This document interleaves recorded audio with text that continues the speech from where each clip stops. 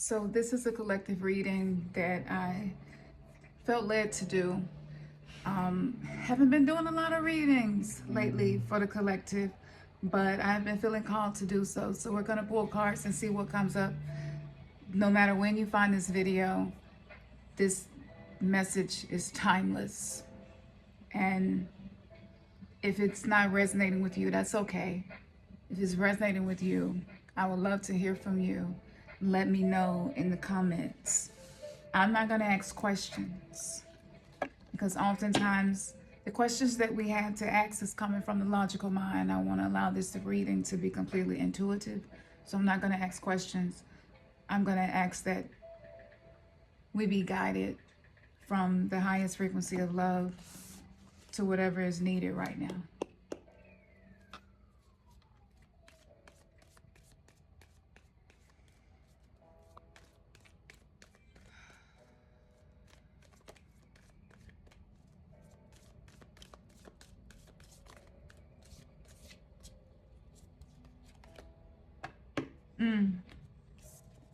The emerald. This represents compassion. A lot of us are learning that we have been given more compassion to other people than we give to ourselves.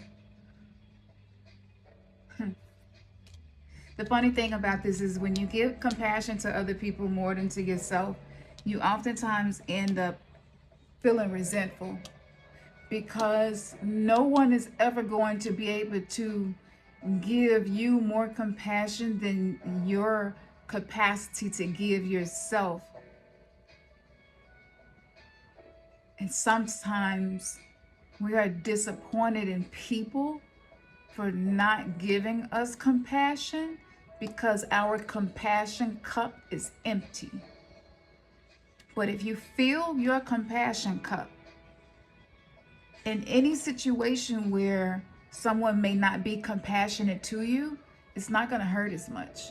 It's not going to bother you as much. The emerald is the heart chakra. And so the collective right now is really being guided to move into the heart space. It sounds so simple. Move into the heart space. And you've probably heard this before, but the longest distance in this world is from the head to the heart, because we have been conditioned to be disconnected from our heart. Start asking your heart, what do you need? What do you want? What lights you up? And if you're speaking to me and I don't know how to hear you, I just want to let you know that I'm open to learning how to live my life because I'm listening to you. And it might take me time. I'm learning how to love myself. I'm learning how to take it easy. I'm learning how to be compassionate. I'm learning how to not see myself as an F-up every time things go wrong. This is a process for me.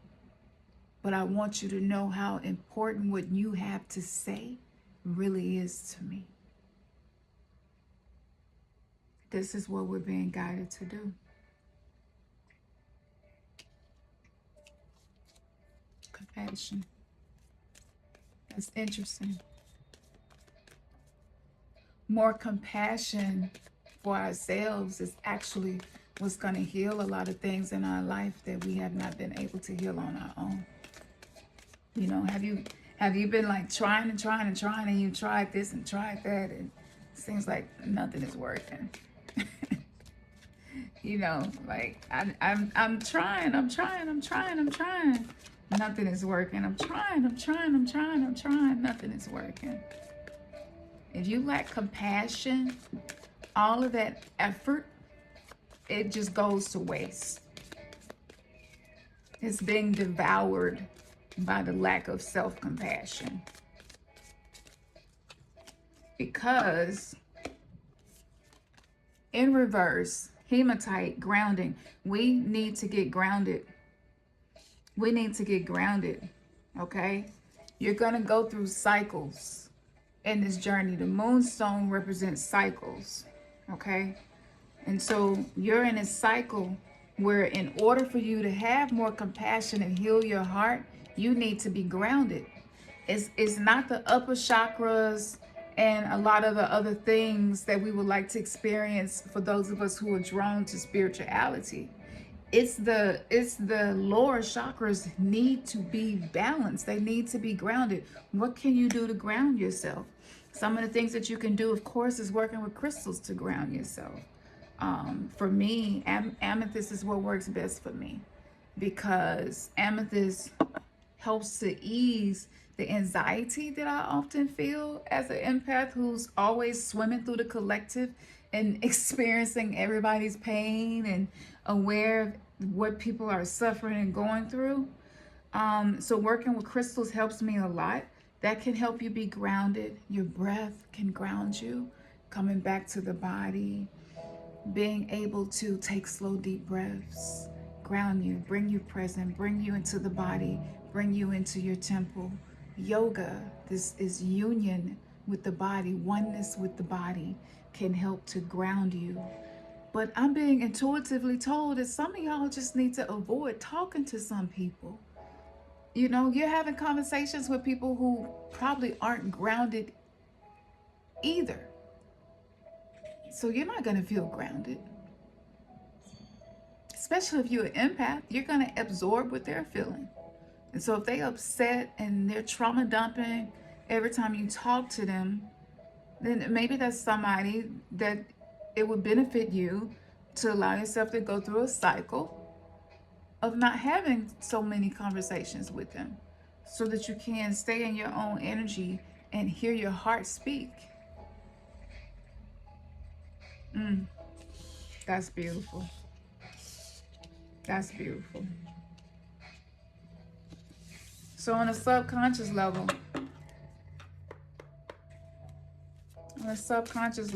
what guidance do you have for us?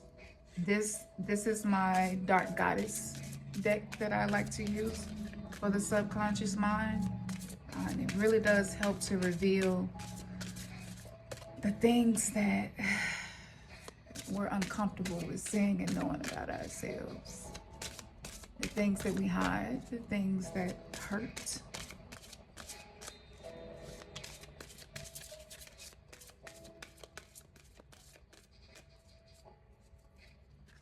I wanted to skip you, but it's so you. In reverse. Okay, Sheila McGee. Now, it's an interesting story about this particular dark goddess. So, Sheila McGee can represent desperation. And I feel like a lot of what the collective may be experiencing is this sense of desperation, this sense of rushing, this sense of, I gotta hurry up and fix this. I gotta hurry up and do this. I gotta hurry up and make this right. It's just this feeling that if I don't hurry up and fix myself, some type of disaster is gonna land on my front door. You know, these are some of the things that could be coming up right now. How many things have you done out of desperation? How many times have you accepted a job position out of desperation? How many times have you gotten in a relationship with somebody out of desperation? How many times have you said yes when every fiber of your being was saying no, but you did it out of desperation?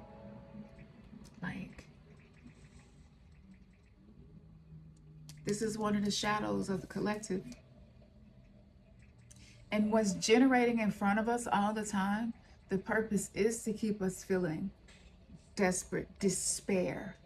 You know, the archonic entities spoken about in Gnostic text are parasites that feed on the energetic output of despair, pain, and suffering. And this is what allows the 3D matrix prison planet simulation to continue to do what it's doing. If we stop feeding the system will crash. Now, I'm going to read about Sheila Nagig. I did do an entire metaphysical occult decoding on Sheila Nagig. Sheila Nagig is also an divine feminine energy that was used by the church to repel negative energy and also attract new people into the congregation, into that belief system. So this is really interesting, this energy, but this can mean that you're worrying more than you really need to, because worrying leads to despair. Desperation doesn't care. Value all the good within. Love embrace will always win. By the power of the dark goddess in me, protection in place, blessed be. So maybe you've been worrying, maybe you feel like certain goals that you wanted to have reached, you haven't reached, and you're getting concerned, and you're feeling like time is passing you by, and it seems like life is passing you by, and it might seem like that there are areas of your life that are going well, but there are areas of your life that need attention, and maybe you don't feel like you have the strength or the energy or the courage to do what needs to be done for those parts of your life. Maybe you feel desperate to be loved by someone, to be treated well by someone. Maybe you have become codependent out of this energy of despair, this energy of being worried that you won't get the love that you desire. Because despair will cause you to worry to the point that you devalue your own self. And then you will attract people, places, and things that are devaluing. You know, you can't be discarded by narcissism unless you allowed yourself to be in a position to be discarded, right? It's like, were you existing in a dynamic of powerlessness while constantly being a supply to the narcissist? So, of course, discarding is a part of that process, because it's a part of the cycle of the narcissistic empathic dynamic. So you want to start to surround yourself with people who value you. If you only know one person, spend time talking to that person, text that person, reach out to them. I know that can be so hard for us because we're trying to regulate our nervous system. We're trying to heal. We're learning so much. You're becoming more aware of your shadow self every day. It's a lot. And it can be hard sometimes just to reach out, but reach out to somebody that you feel like values who you are. Remind yourself that everything is working out for you and that you can trust the process. It's okay for you to put yourself first.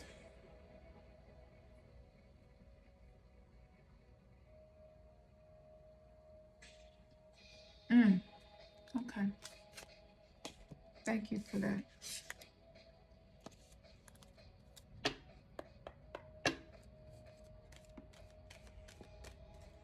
What guidance do you have for the collective?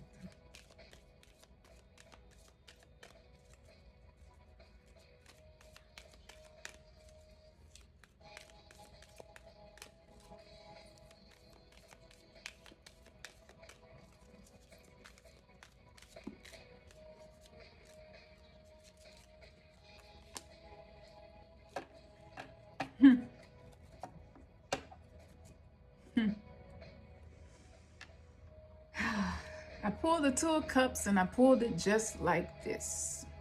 So this can represent us being in relationships where there's a lack of reciprocity maybe. It's just been tough. It's been chaotic. It's resentment starting to build. Tension in the relationship, just feeling unbalanced,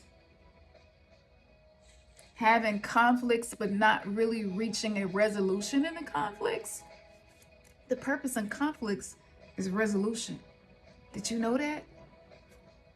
That's the purpose in conflict. Nobody taught us. I didn't know. That's the true purpose of conflict. And if you're having conflict but you're not having resolutions, that's an imbalanced relationship. But you want to be in a place of mutual reciprocity. You want to be in a place of experiencing the energy of cooperation, teamwork, working together. And a lot of us not experiencing that right now, because this world of duality, where things are, black or white, this world of polarity where both of us can't be right. It's either me or you. Both of us can't be right. That is the energy of the old earth. That's the energy of being in conflict. And oftentimes the reason we're in relationships where conflict is showing up is because there's unresolved conflict inside of us, between us and our inner child.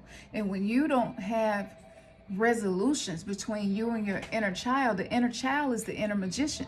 The inner child is the energy inside of us that is providing the fuel. It's like the motor to the ego.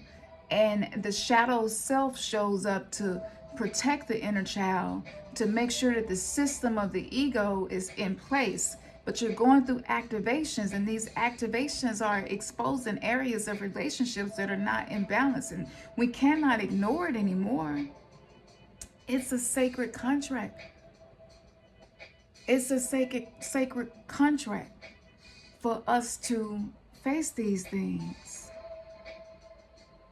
And so if it's happening for you, it's not happening to disempower you. It's not happening to destroy you. It does not mean that you are enemies with whoever is on the other side of this. It's a sacred contract that you entered into. Even if it's karmic, it's still a sacred contract. It's a lesson for you to learn. And once you learn that lesson, if it is a karmic relationship, it's going to be released. It's just going to be dispelled. It may slowly dissolve. It may be a quick, this just needs to end. We're meant to build relationships from the heart space. The Two of Cups is the heart chakra. So this is more heart chakra energy. We started off with heart chakra energy. We have heart chakra energy again. If you find yourself needing to get defensive in your relationship, if you find yourself being afraid to speak up and defend yourself, either way the pendulum is swinging, you're being called to bring things into balance. And that can be scary for us, especially for those of us who were conditioned to feel that any form of rebellion or speaking up or communicating something that may not be well received, and we push it down and hold it in, but that's making us sick. And this causing us to have autoimmune issues. For us women, it's causing us to have issues with our reproductive health that's leading to breast cancer. Breast is the way that we nurture life. And maybe life is not being nurtured. So you're operating out of balance.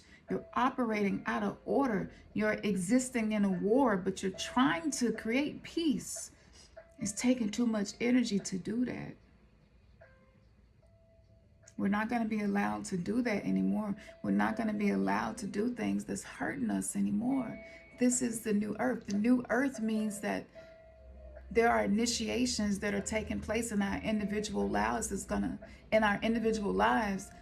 allow us to see through the lies so that we can create an earth that's based in truth. And that's messy. Healing is messy. But it's sacred. It's no less sacred. And the sooner we can hold space for this in our mind, the sooner we can say, look, this is sacred. It might not feel like it. I might not know what to do with this situation, but it's sacred. It's sacred. Trust the process. Learn your attachment style, your love attachment style. Know that, okay? We want to be more self-aware of the way we develop love attachments so that we can avoid creating trauma bonds or sustaining and maintaining trauma bonds in the future. You want to learn the ways that you are triggered and how to respond when you're triggered. What do you do when you're triggered? The day of us getting triggered and just doing and saying whatever we feel impulsively in an emotional, dysregulated, immature way, if you desire to be a part of New Earth frequency, that's something that you have to let go of. But how do you respond? What activities will help you with that? What's going to reduce that amount of limbic system activation, sympathetic nervous system, fight or flight energy? What's going to reduce that? What's going to help you to come out of that? Because when you're existing in that, you're operating in that, it's going to be more difficult for you to not be defensive, to not be easily irritated, to not be triggered. This is why I created the course, because I was like, I'm all for the spiritual stuff. But if we don't learn how to work with the mind and work with the body, how can you reclaim the fragments of the soul? You can't. And a lot of us don't have a strong sense of self. Most people who are called to be cycle breakers and paradigm shifters, we grew up in some dynamics that were dysfunctional. And it was by design. It was all by design. All right, I'm going to pull one more card.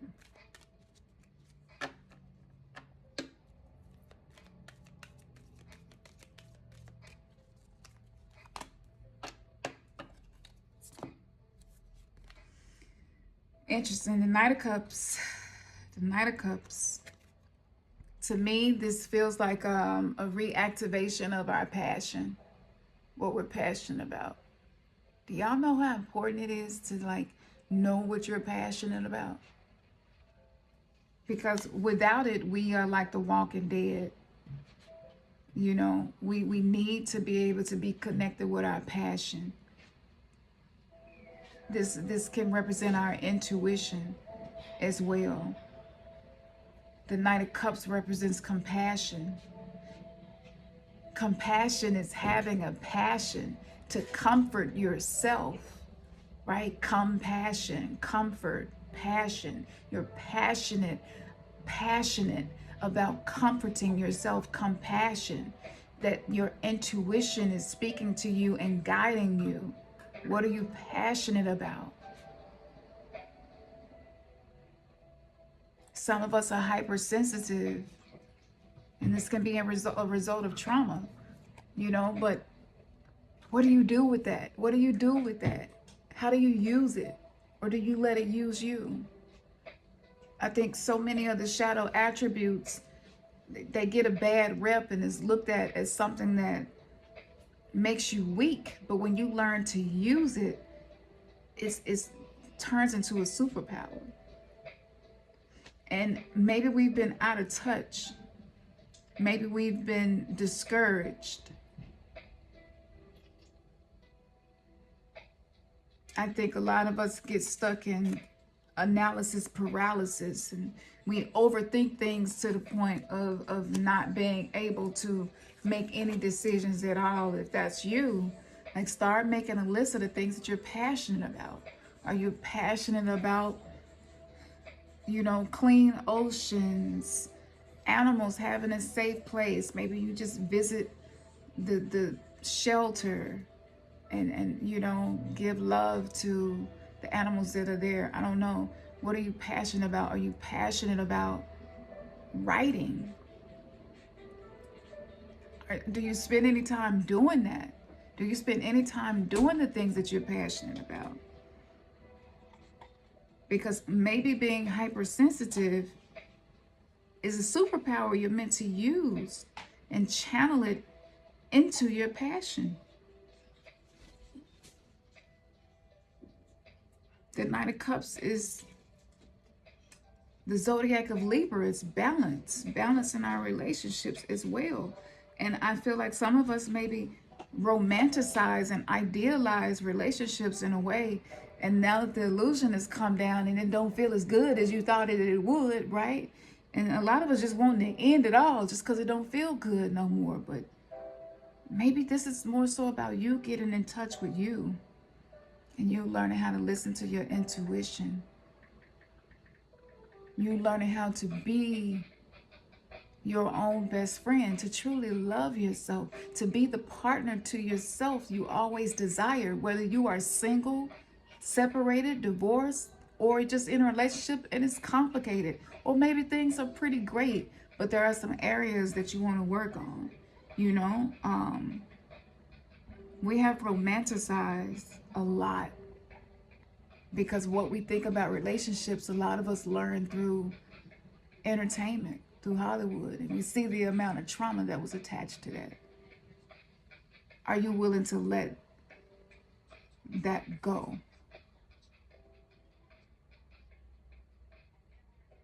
Are you willing to let that go? Are you willing to surrender? Are you willing to trust the process? Are you willing to allow your intuition to guide you? Use your creativity. Be creative, you know? Be creative. I know it sounds simple, but it is a process. But what helps you to get creative? It's something that I teach in my courses and my one-on-ones called mind dumping. Sometimes we can't be creative because our mind is just filled with so much crap. So just mind dump. Trauma dump into your journal. Get it all out. Don't make it pretty. Get it out. Say it exactly how you want to say it. Let it all out. Don't candy coat it. Let it out. Get that out of you, so that what you're passionate about, what you truly love, what lights up your heart, so that your sacral chakra, the power supply house of creativity, can come online. Creativity is not just for the arts. Life is art.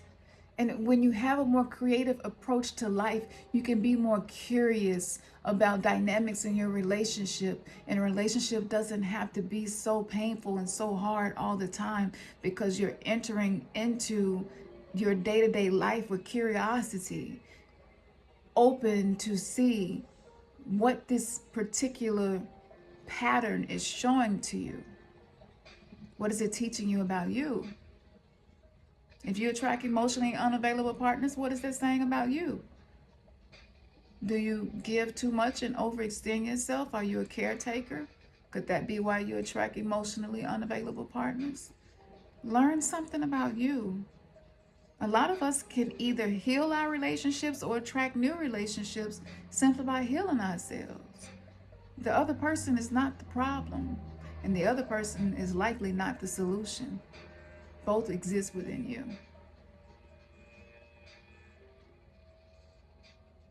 Yeah. So I hope that this reading gave clarity and helped whoever it was for. I really appreciate if you all would like, share, and subscribe. This is the new channel that I'm building. And let me know, like, what was your biggest takeaway from this?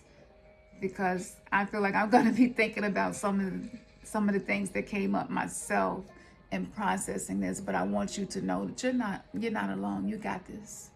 You got this. I know that it seems like you don't sometimes, but you got this. All right. Peace.